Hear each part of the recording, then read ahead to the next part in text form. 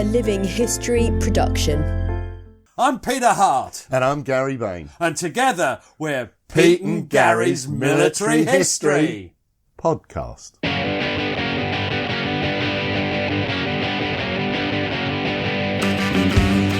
Hello and welcome to the podcast. It's lovely to have you all back with us. We're looking forward to this enormously. What we got to do today, Gary, you have a complete grip of everything we're doing. What are we doing? Today we're doing the Butte de Warlencourt. Is it a German place, Gary? No, and it's boot, not butt, Pete. You sound a bit husky today, Pete. You Yes, I went to the Historians Do Drink Hague shindig yesterday and I feel a bit husky. I wonder why that is. I know why it is.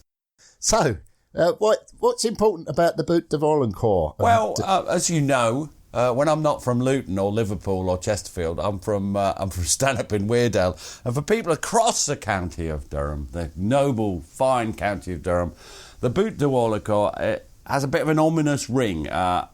Some of my relatives may well have been there because some great uncles, well, not that great uncles are relatives unless you're some sort of weirdo.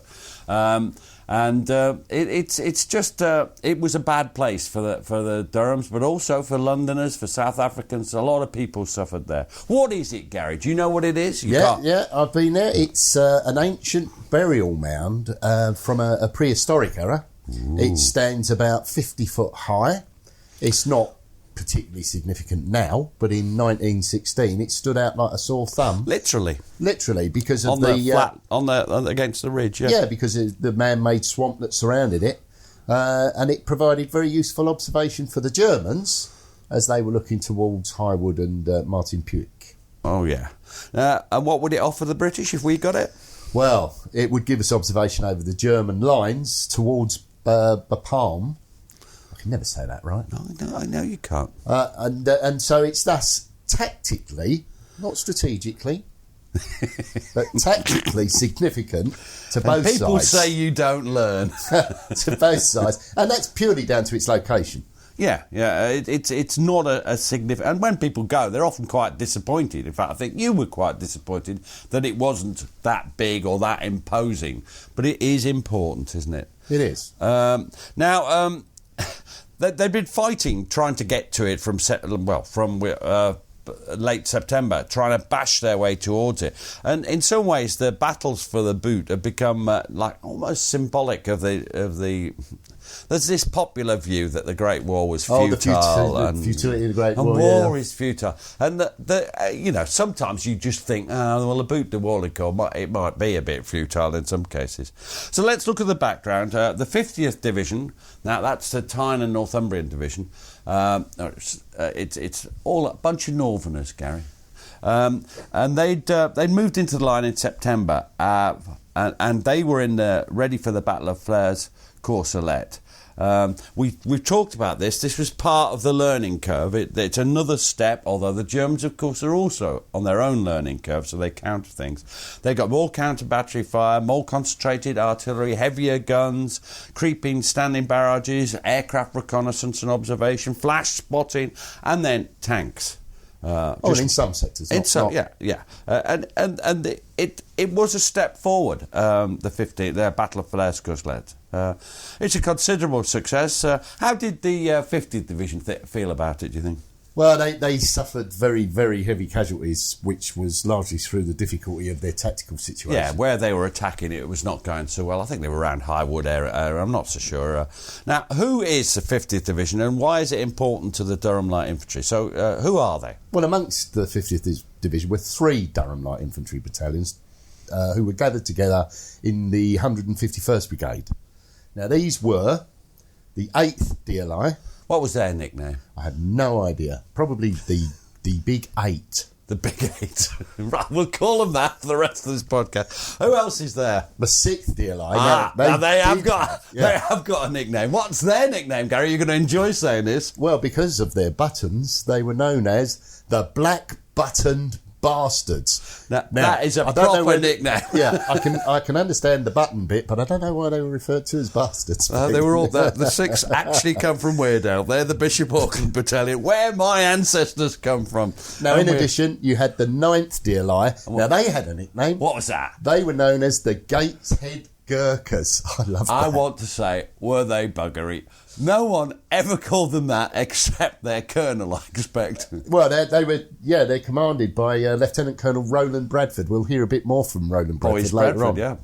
Now, it was Roland Bradford's first action as commander of the 9th DLI, and he was actually wounded quite badly in the face, and I'm going to be Major Crouch of the 9th DLI. He's a bad-tempered, miserable bugger, so this is appetite casting. Thank you. And he says, but the tenacious spirit of the CO, which would not be denied the honour of leading his battalion into action, kept him at duty. What he suffered physically by this noble act, he alone knew, but I do know that 2 months later it was still necessary for the MO to dress the wound. Wow, 2 months later. He'd been wounded in the face and he carries on. And I'm just thinking about, I remember when Paul had a cut on his face? Well, it was better in 2 days, wasn't it? It was, yes. And, hello, Paul. That was the Bradford air as well. Not Bradford, Durham. Durham, yeah. And so, he'd been wounded in the face, and that Crouch just points it out, doesn't he? He was quite a young man, wasn't he, Bradford? I think he was only 23 or 4 when he died. Where's he from? He's from the Durham area.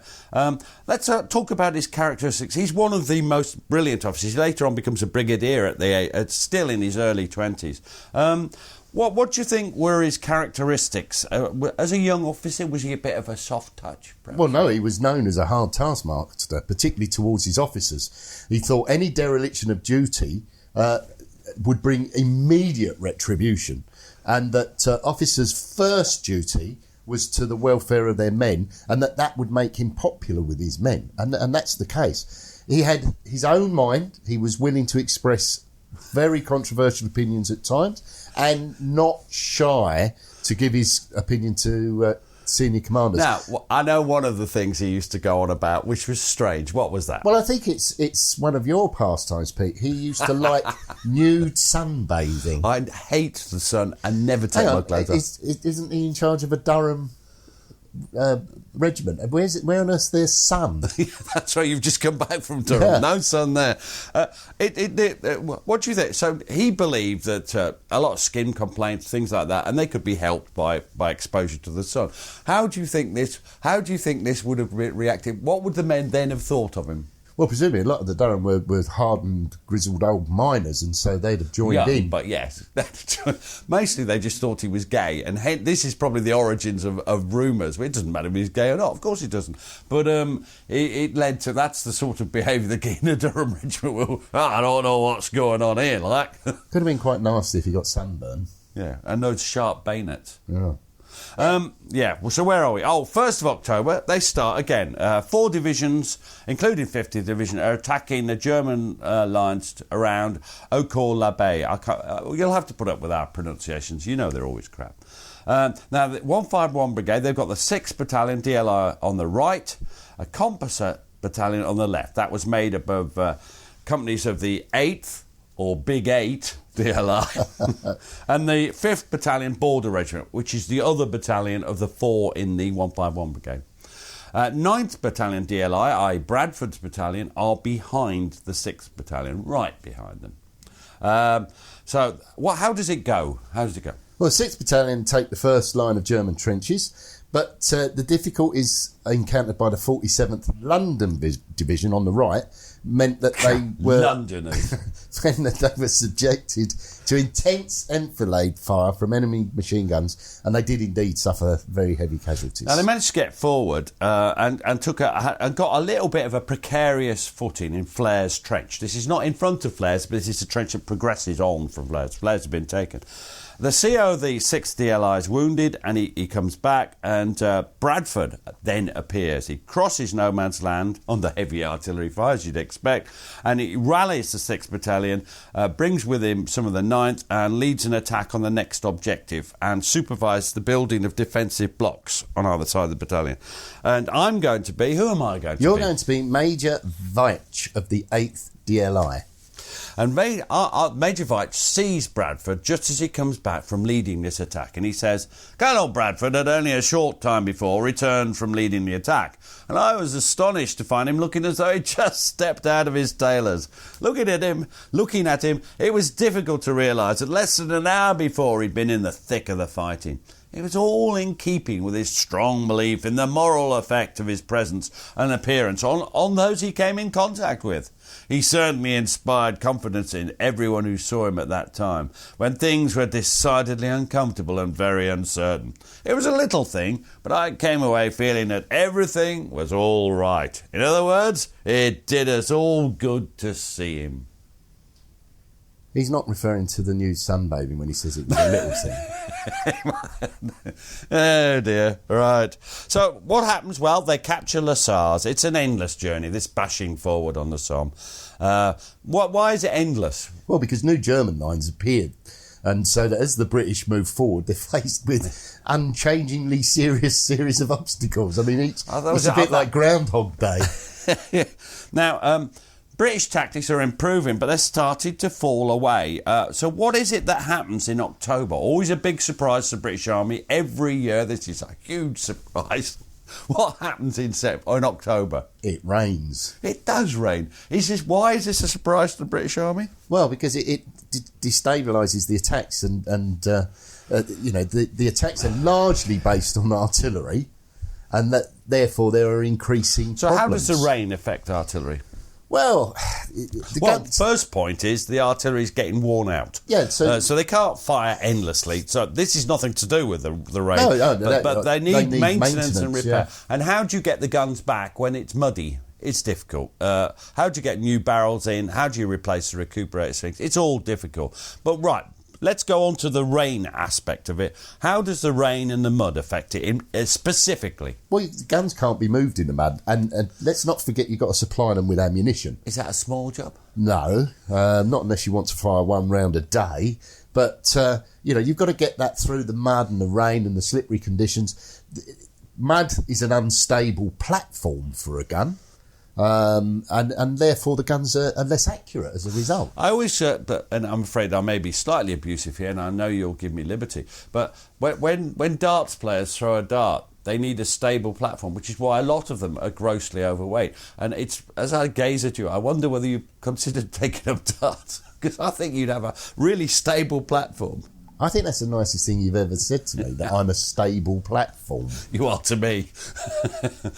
So yeah, I mean, if it's in muddy, as they fire, the gun jerks, if the wheels go in, and the barrel doesn't recoil and return to the same position because the gun's not in the same position. Yeah. And accuracy is a major issue there. If you want to be hitting the thing that you're meant to be hitting. That's it. Now, the next obstacle, so they've got to Les Sars, is the Butte de Warlencourt. We will put a map up, and I will forget, and Gary will remind me of this at some point. So when you see it's delayed, you'll know Gary's been abusive towards me. Some of his texts and messages are just unprintable for chums. So what problems are they facing then? So, well, the Butte de Warlencourt, just in front of the village of Warlencourt. What problems indeed? Well, the Germans, would they have prepare their defences? Of course they would. Germans would always be well prepared. They had honeycombed tunnels and dugouts.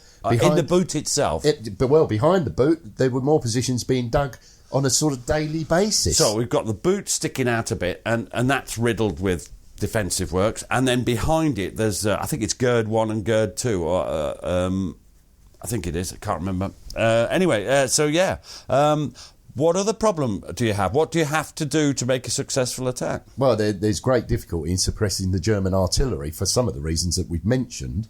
And in early November, there'd been very heavy rain in the Somme area. Does it get worse, the weather, as you get into winter? And the trenches, they flood, and the whole thing turns into indescribable mud. Should we describe which I shall try to describe. Yes. You went for the same joke there, Gary. You can tell this isn't entirely scripted.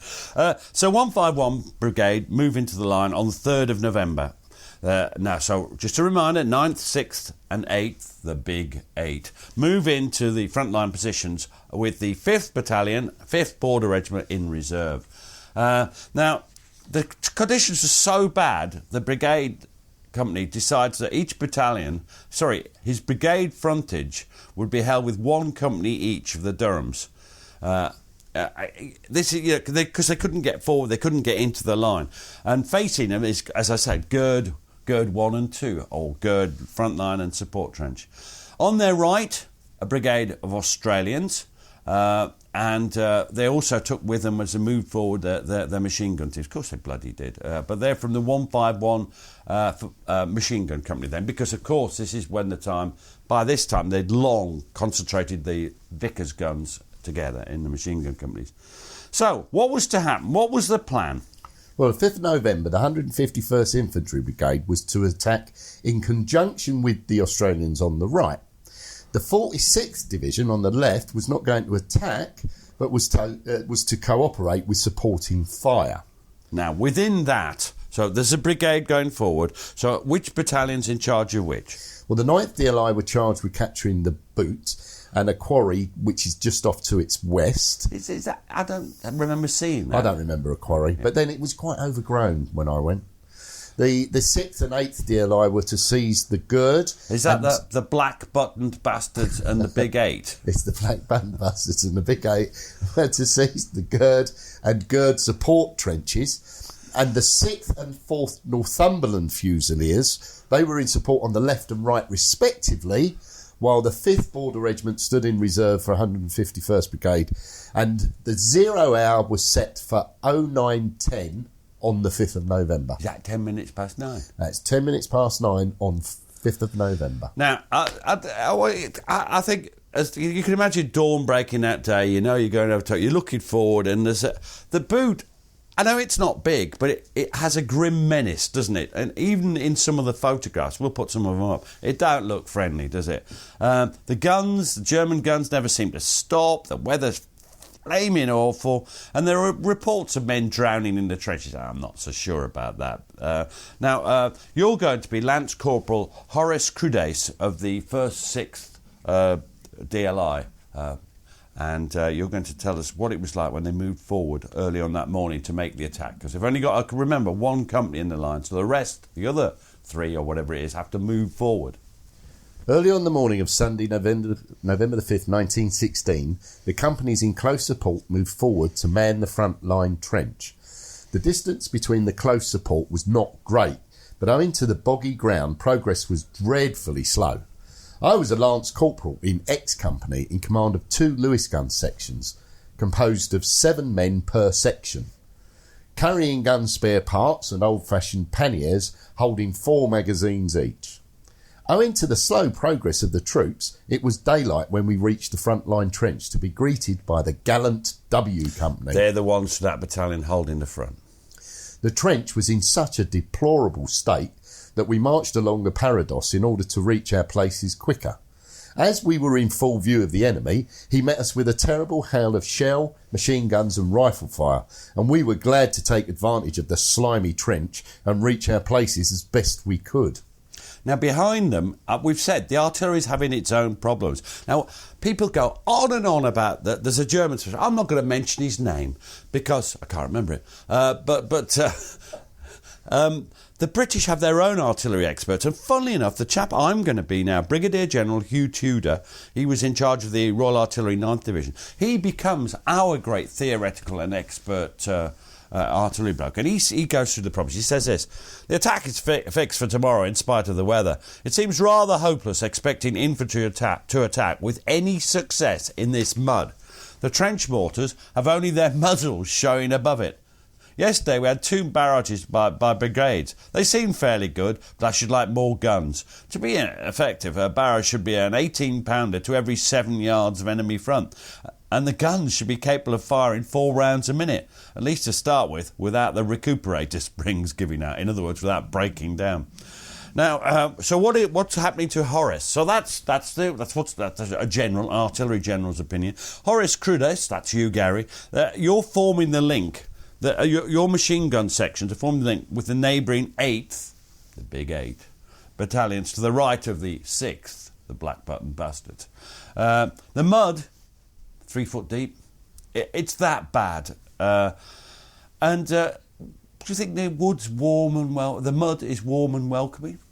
No, it's bitterly cold, isn't it, at that time of year? And let's not forget that the Durhams knew what lay ahead of them. And Lance Corporal Horace Crudes says, every man then looking to the loading of his rifle and the fixing of his bayonet as the 0 hour was almost upon us. Serious men gazed eagerly into one another's faces, and some muttered thoughts of God and their loved ones at home. Chums clasped hands and said, cheerio, not knowing what the day had in store for them. Officers were in eager conversation with the senior NCOs regarding the readiness of the men.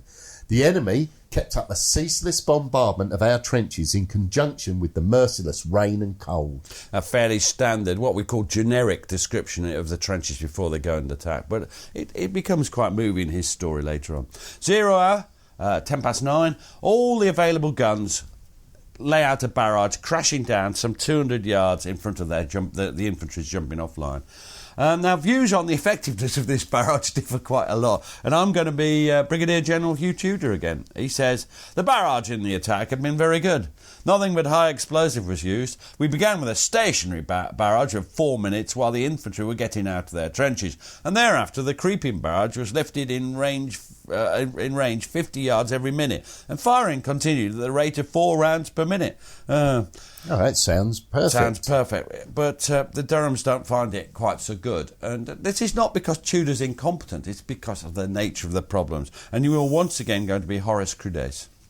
At last, the 0 hour arrived and the officers' whistles sounded the advance.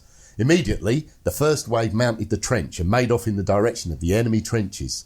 They were met by terrific and annihilating fire and crumpled up like snow in summer. The second wave was by this time on its way. I was in that wave and placed my gun sections in single file to make less of a target. The enemy barrage was doing enormous damage and our fighting strength was fast diminishing. Now you might say, how is there an enemy barrage? And this is the point about the problems. I know counter-battery fires become more and more important to the British Royal Artillery, but they still couldn't suppress the fire of the German artillery. And if you don't suppress the fire of the Royal Artillery, it almost doesn't matter what your barrage is doing, because the German artillery will cut your ranks to shreds, because they are the main casualty. Machine guns are just part of it. Artillery is... And on top of that, they're in mud... Paint me a picture. They're in mud above their knees, falling into shell holes filled with water, laden with the usual infantry equipment necessary in an attack. They've got rifles, packs, grenades, entrenching tool, pick, Lewis gun drums, etc., etc. What would you leave behind of those? Well, £80. This would come to 80 to 90. We've had this discussion before. What would you describe as unnecessary in that description? Well, there? for me as an infantryman, I'd leave the Lewis gun rounds behind. What does that mean, though? You've lost your Lewis gun fire after about 5 minutes. Grenades, you're going to leave them behind? How are you going to clear up the trenches? How are you going to clear up the dugouts without grenades? A pick?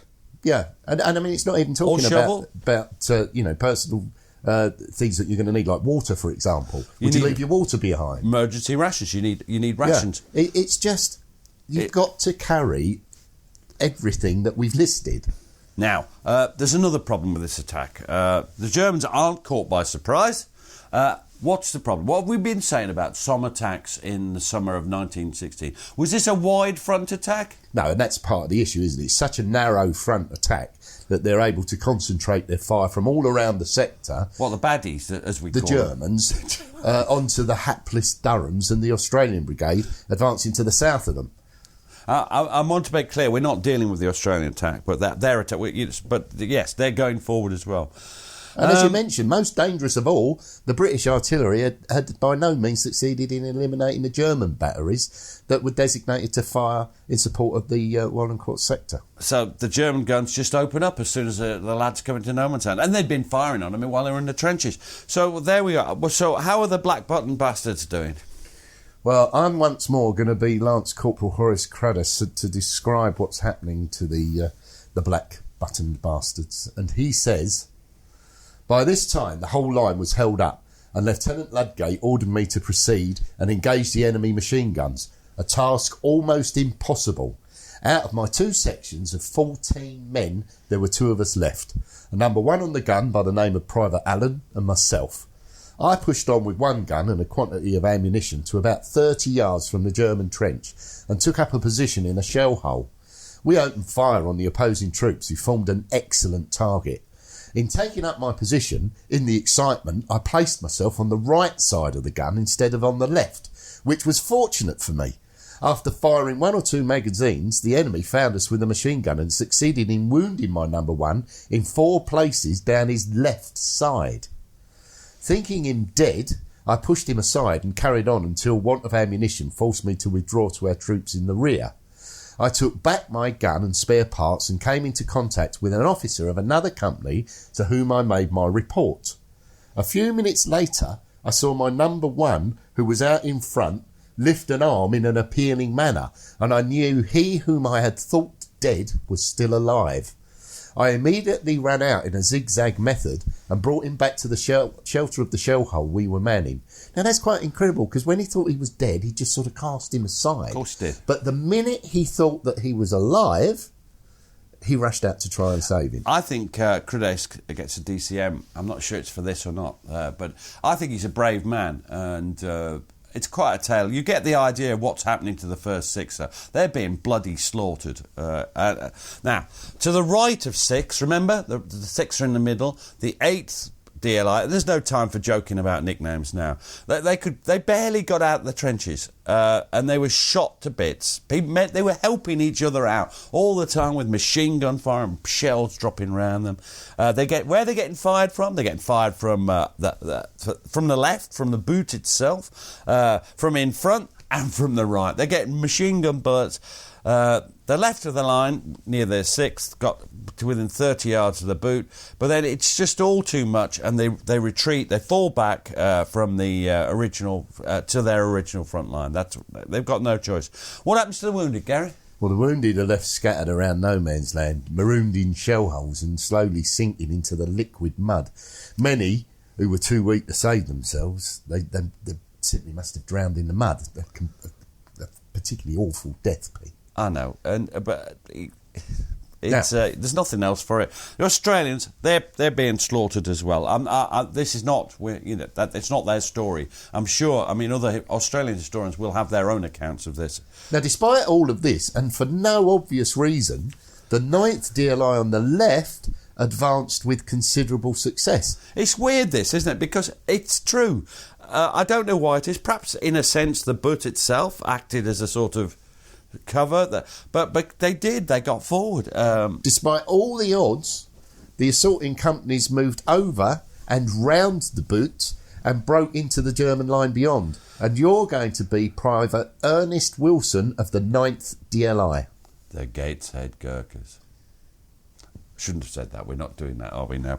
The officers blew their whistles, and away we went, shoulder to shoulder almost, over this undulating ground.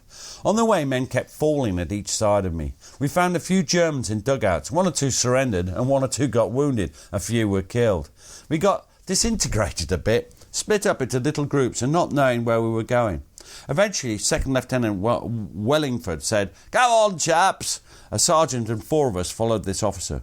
By this time we were exposed to machine gun fire, marksmen, high explosive whiz-bangs. We eventually arrived in a fairly deep shell hole, and the officer ordered us to stay there. Looking to our right, we saw another officer, perhaps 50 yards away, in a shell hole, with a handful of men with him. By this time the Germans had spotted us, and we daren't move. Our sergeant wanted to contact them, tried to crawl his way, but I'm afraid he was killed. So they've got isolated detachments in the German front line and around the German front line, but they can't link up, and when they try, they're killed. Now, there are reports of a brief glimpse of a solitary figure of a member of the battalion on top of the Butte, and he seems to pause for a moment, look back, and some eyewitnesses say that he waved, and then he disappeared down the other side. I've always thought this, because if you've seen the Butte, you can almost imagine it in a shell-short, torn ground, and then just waving back, "Come on, lads." So anyway. Now, by 10 o'clock, remember they went over at 9:10, between 10 and, say, past, they've gained most of their objectives. And they hadn't yet suffered terrible casualties. Now, what problems face them there? What problems might be really serious?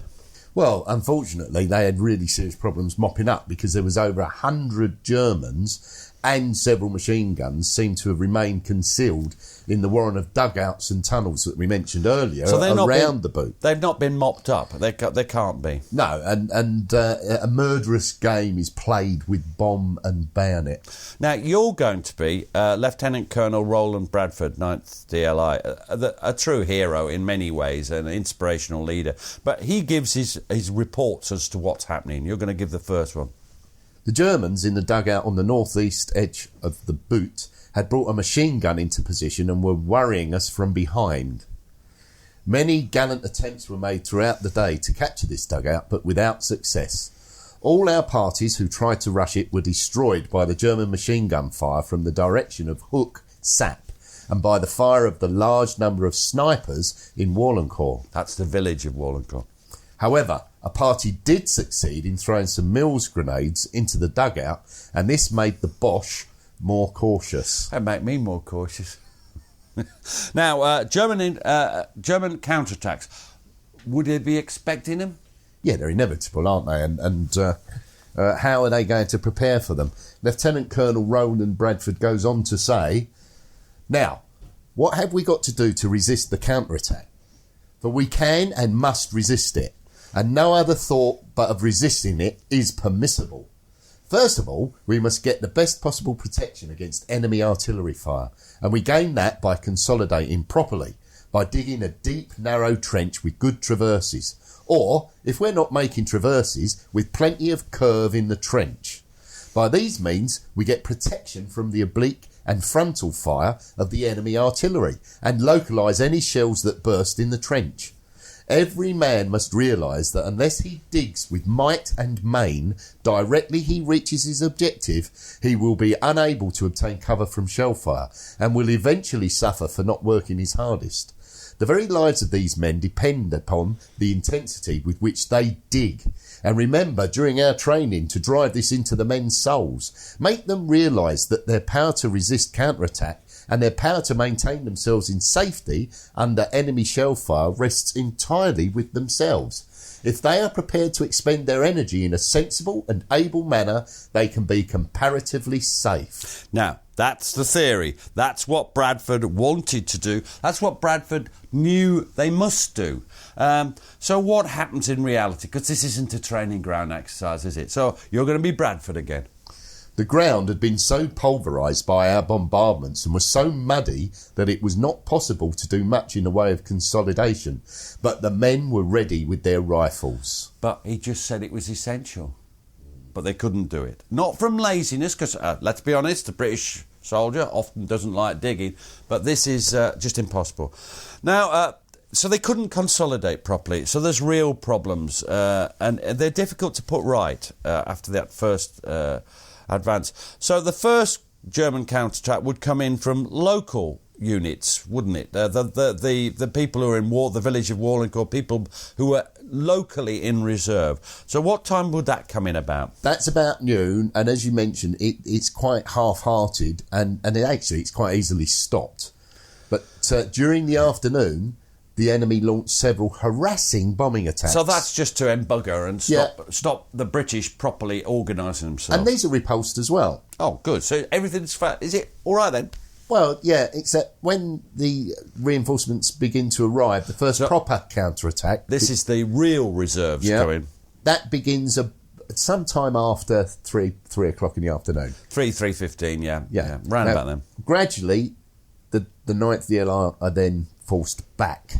Right, so the story from now is of a contracting thing. They're on their own. Nobody else has got forward. 6th and 8th, the Australians, no one's got forward. It's just them.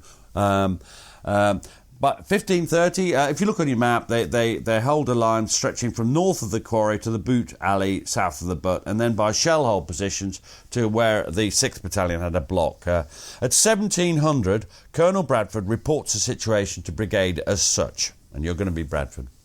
"We have been driven out of the grid front line, and I believe my posts there were captured, and have tried to get back. The enemy is in considerable force and is still counter-attacking. It is taking me all my time to hold Butte Alley. Please ask I like this politeness. Please ask artillery to shell area north of Bapaume Road, as Germans are in considerable force there. This is very polite. So they've been driven out of the Gerd front trench, and that's where they were. Oh, sorry, yeah. No. Your eyes are poorly. So the Gerd front trench, and remember we said there's a Gerd 1 and 2. They've lost that, and they've been pushed back towards the Butte itself and the trenches around the Butte, Hook, Sap, and everything else. These are situation reports. Yeah, and it's incredibly cool, isn't it? It sounds so matter of fact, yet between these very cool situation reports, we're interspersed periods of desperate hand-to-hand fighting. The only success had been achieved by the Gateshead Gurkhas. You're using that name there, which we said we weren't going to use. We weren't going to use them. But the thing about it is, do you know what? They almost deserve it for their achievements so far. They've earned the right to their silly nickname. However, they've not been supported. They're actually... Why not? Where are the Northumberlands? Where are the other battalion, the Yorkshires? Where are they? Well, they're effectively cut off by the German artillery and well-directed German machine guns. So there's a wall of shells. So the 9th are in effect isolated. And once more, you're going to be Private Ernest Wilson of the 9th DLI. He says, we got too far forward and we were under our own artillery fire. In fact, shells were dropping behind us. A shell dropped very close behind and our shell hole caved in on us and we were half buried. After a while, after extracted ourselves, there were Germans standing over us with their bayonets. Surrender! Surrender! So we knew then we were captured. But that's right. You get they're people in the Gerd and things, and they've not gone too far. But what's happened is they're isolated, and as the German counterattacks come in, these isolated groups are picked off. Why couldn't the 4th or 6th Northumberland Fusiliers? Well, it's just a barrage. They can't get through the barrage. It's a wall of shells. We've talked about this on the Somme. This is a Somme, but this is what happens. The German gunners can just cut off an area of line. All there is the 9th DLI and a couple of machine guns from the 151 Machine Gun Company. What does Roland Bradford say about this? Give us the latest situation report, boys. That was his nickname. About 6 p.m, the Germans made a determined counterattack, preceded by a terrific bombardment, and were able to get to close quarters. A tough struggle ensued, but our men, who had now been reinforced by the reserve company, and who showed the traditional superiority of the British in hand-to-hand fighting, succeeded in driving out the enemy. The 9th DLI was getting weak, but it was hoped that the Boche had now made his last counterattack for that day. Now, the German army is a magnificent fighting force and they're magnificent soldiers. Do the Germans tend to do what the British want? Generally not, and unfortunately, during the day, the Germans received yet more strong reinforcements. You're going to be Roland Bradford again. At about 11 p.m, battalions of the Prussians delivered a fresh counterattack. They came in great force from our front and also worked round from both flanks. Our men were overwhelmed. Many died fighting. Others were compelled to surrender. It was only a handful of men who found their way back to Maxwell Trench, and they were completely exhausted by their great efforts and the strain of the fighting. By 1 a.m. on the 6th, we were in the same position as on the morning of the 5th prior to the assault. So right back, Maxwell Trench is the front line, the British front line, So why are now, this is where I think it's interesting, because situation reports, polite. Yep. Calm. Now, the next thing is we look at what he has to say when he's analysing, because in the end his battalion's failed. So what does he say? Why had the 9th Durham Light Infantry failed? Lieutenant Colonel Roland Bradford says, there were many reasons why the 9th DLI was unable to hold its ground. The failure of the troops on the right to reach their objectives and the fact that the division on our left was not attacking caused both flanks of the battalion to be in the air. The positions to be held were very much exposed and the Germans could see all our trenches and control their fire accordingly. It was a local attack and the enemy was able to concentrate his guns onto a small portion of our line. The ground was a sea of mud, and it was almost impossible to consolidate our posts. The terribly intense German barrages and the difficult nature of the ground prevented reinforcements from being sent up to help the 9th DLI. 400 yards north of the Butte, the enemy had a steep bank behind which they were able to assemble without being molested. In the hope of being able to exploit success, we had arranged for our barrage to be placed just beyond this bank. The terrain was very favourable to a German counterattack. Now, they've failed. On the evening of 6th November, the 5th Durhams move up as part of 150 Brigade, because that's another. This is a Northumberland and Durham Brigade, so there's another Durham battalion in 150 Brigade as opposed to 151 Brigade. Now they're moving up to replace the relieved, and never was there a better choice of word, the 151st Brigade. And you're going to be Lieutenant Green, H. Green, of the 1st 5th DLI. It was a very rotten job. Approaches to the lines were completely waterlogged, and one was continually meeting stretcher parties and walking wounded, which made going up a very slow and tedious business. C and D companies, after taking over the front line, experienced a heavy barrage after passing the Pimple. This barrage set on fire an ammunition dump near company headquarters, and we thought that another Boche attack was coming. However, some of us went ahead and found things all right, and after what seemed an awful long time, we were able to send relief complete to battalion headquarters. Now, they're in the front line, they've taken over the front line. What's it like? Well, the signs of battle are everywhere around them, and I'm going to be a Lieutenant C.D. Marley of the 1st 5th DLI, and he says, Snag Trench was full of mud and water with bodies sticking out all along. It is in fact no exaggeration when I say that in our part we had to tread from body to body to get past. Dead from all regiments were there, including our division, South Africans and Jocks of the 9th Division, and hands, arms and legs were sticking out of parados and parapet where the dead had been hastily buried. Now, we're focusing on the Durham sacrifice at the Butte de Warlencourt, but both of us want to make it clear this is a culmination of a series of attacks. The 9th Division, which we dealt with before, that's where the Scottish corpses came from, and of course the South Africans. The London Division, I think it was the 47th Division, had attacked here. So there's a lot of other people suffered at the Butte de Warlencourt. It just happens that our talk is on the Durhams. Now, the front, what do you think was the state of the front? Well, it's a complete state of confusion, and you've got stragglers that are coming in throughout the day, and you're going to be Lieutenant H. Green again of the 1st 5th DLI.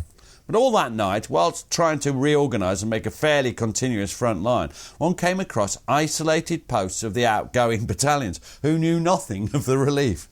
No Man's Land was an equally weird sight. Patrols came across wounded men, and men just sitting there, exhausted and unable to move. It seemed nothing could make the situation worse. But it could. And here we go. What did we say?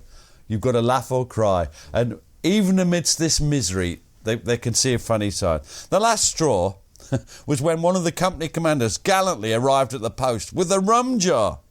Imagine everyone's horror when he dished it out and the first men said it was whale oil.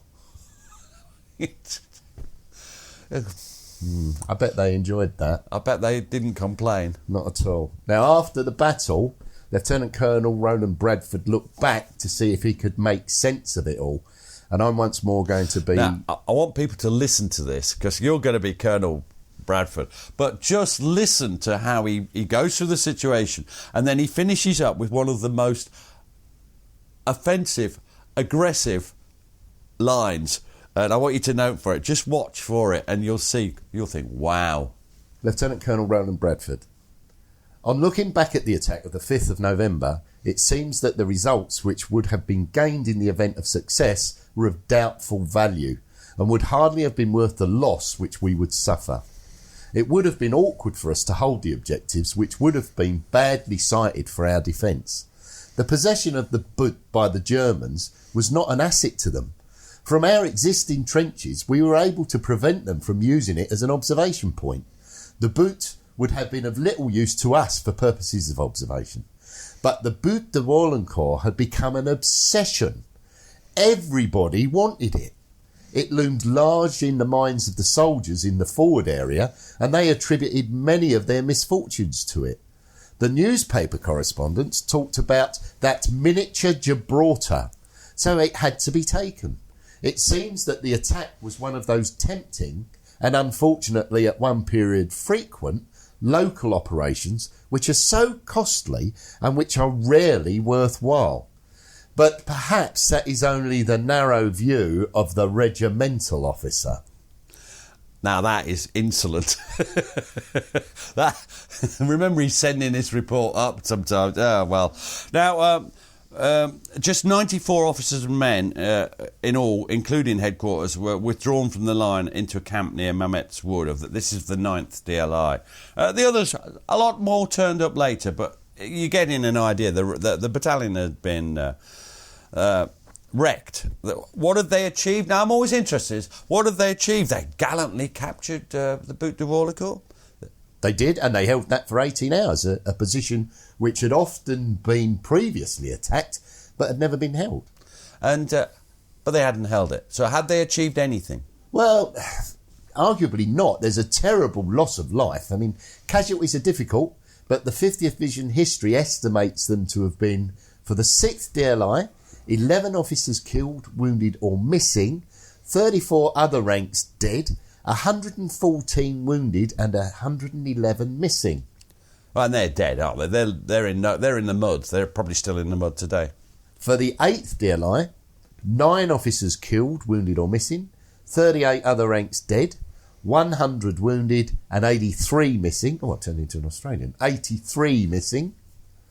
And finally, the 9th DLI, 17 officers killed, wounded or missing, 30 other ranks dead, 250 wounded and 111 missing. And not forgetting the 151st Machine Gun Company, they had 3 dead, 20 wounded and 8 missing. So total casualties, 38 officers and 929 other ranks. Which is bad. Yes. Now, 25th of November, an announcement comes through that the remnants of the 9th Battalion are back, and Roland Bradford gets the Victoria Cross. Is that for the Butte de Warlencourt? No. It's for his leadership of the 6th and 9th DLI in the affair of... You remember we talked about it at the start, on the 1st and 2nd of October. Yeah. So he didn't get, how did his men react? What was this young officer like? He was young. Well, his men, they hoisted him up onto their shoulders and they cheered him around the area, refusing to put him down until he agreed to their loud cries of speech, speech. I'd have been shouting, beer, beer. But Colonel Bradford tells them that his award was not merely for himself, but for the good work of the whole battalion. Shortly afterwards, the Battle of the Somme comes to an end. It's after now, the Battle of the Ancre, which we're doing in a subsequent podcast. It's now too late for the gallant Durhams. I'm going to get that out if it kills me. It killed them. Oh. Yeah. Now, later on in the war, when it's been cleared of the Germans, the DLI erect a sort of tall, 20-foot tall wooden memorial cross on the Butte de Warlencourt. And we saw that on a recent trip to Durham, didn't we? It's in, well, one of them. I think there's 3 in all. I'm not quite sure which one we've seen, because I get confused as to which is which. But we saw it in the cathedral. Do you remember? It's prominently displayed in the Durham's chapel. Can you picture it in your mind's eye? I can, yeah. We'll put a picture up, because I know I took a picture of it.